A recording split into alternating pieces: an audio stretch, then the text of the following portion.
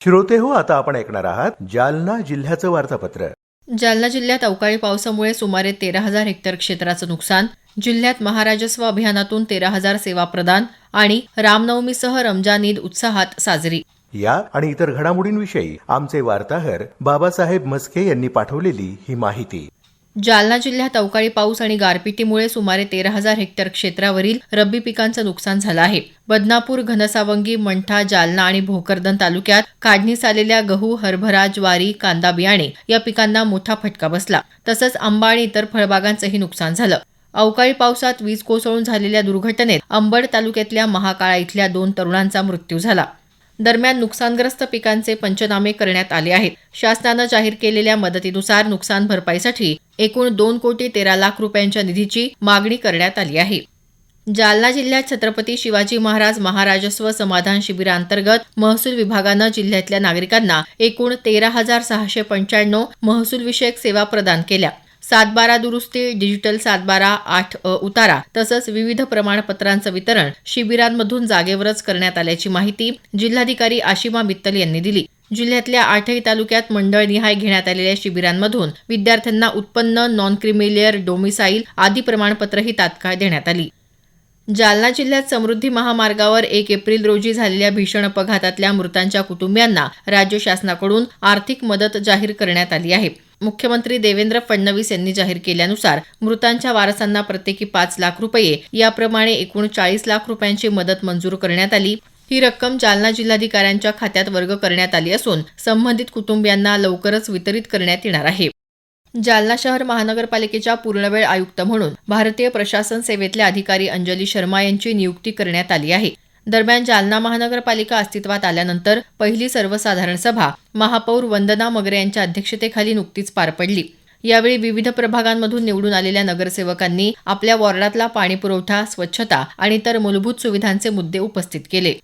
जालना शहरासह जिल्ह्यात सध्या पेट्रोल, डिझेलसह गॅस पुरवठा सुरळीत सुरू आहे. आखाती देशातल्या युद्ध परिस्थितीमुळे मधल्या काळात अपुऱ्या इंधन पुरवठ्याच्या अफवांमुळे पेट्रोल पंपांसह गॅस एजन्सीबाहेर होणारी ग्राहकांची गर्दी आता कमी झाली असून इंधन टंचाई नसल्याचं स्पष्टीकरण जिल्हा पुरवठा अधिकारी सविता चौधर यांनी दिलं.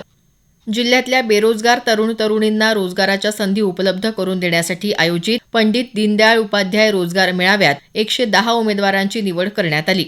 जिल्हा कौशल्य विकास, रोजगार आणि उद्योजकता मार्गदर्शन केंद्र आणि हुतात्मा जनार्दन मामा नागापूरकर शासकीय औद्योगिक प्रशिक्षण संस्था यांच्या संयुक्त विद्यमानं हा मेळावा शासकीय ITI इथं पार पडला. यात छत्रपती संभाजीनगर इथल्या धूत ट्रान्समिशन प्रायव्हेट लिमिटेड या कंपनीनं 27 पात्र उमेदवारांना निवडीनंतर तात्काळ नियुक्तीपत्र प्रदान केली.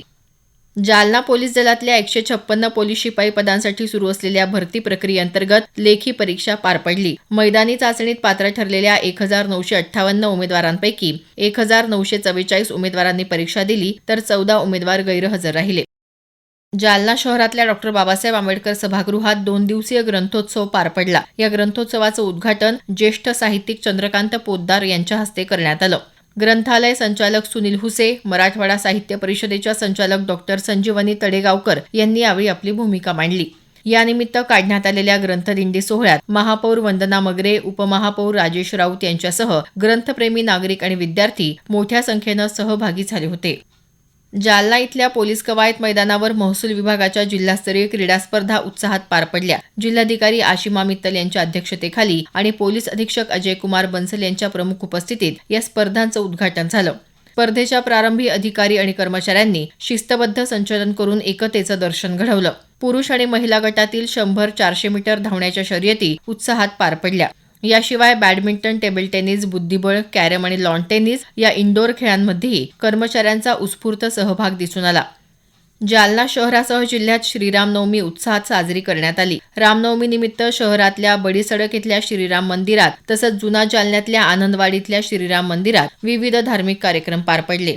शहरातून काढण्यात आलेल्या शोभायात्रेला तरुणांचा उत्स्फूर्त प्रतिसाद मिळाला. दरम्यान मुस्लिम समाज बांधवांचा पवित्र सण रमजान ईदही जालना शहरासह जिल्ह्यात पारंपरिक पद्धतीनं उत्साहात साजरा करण्यात आला. यानिमित्त ठिकठिकाणी सामूहिक नमाज अदा करण्यात आली. जालना जिल्ह्याचं वार्तापत्र आताच आपण ऐकलं. या वार्तापत्राचे लेखक होते बाबासाहेब म्हस्के. जिल्हा वार्तापत्राचा हा कार्यक्रम आकाशवाणी छत्रपती संभाजीनगर केंद्राच्या प्रादेशिक वृत्त विभागानं सादर केला.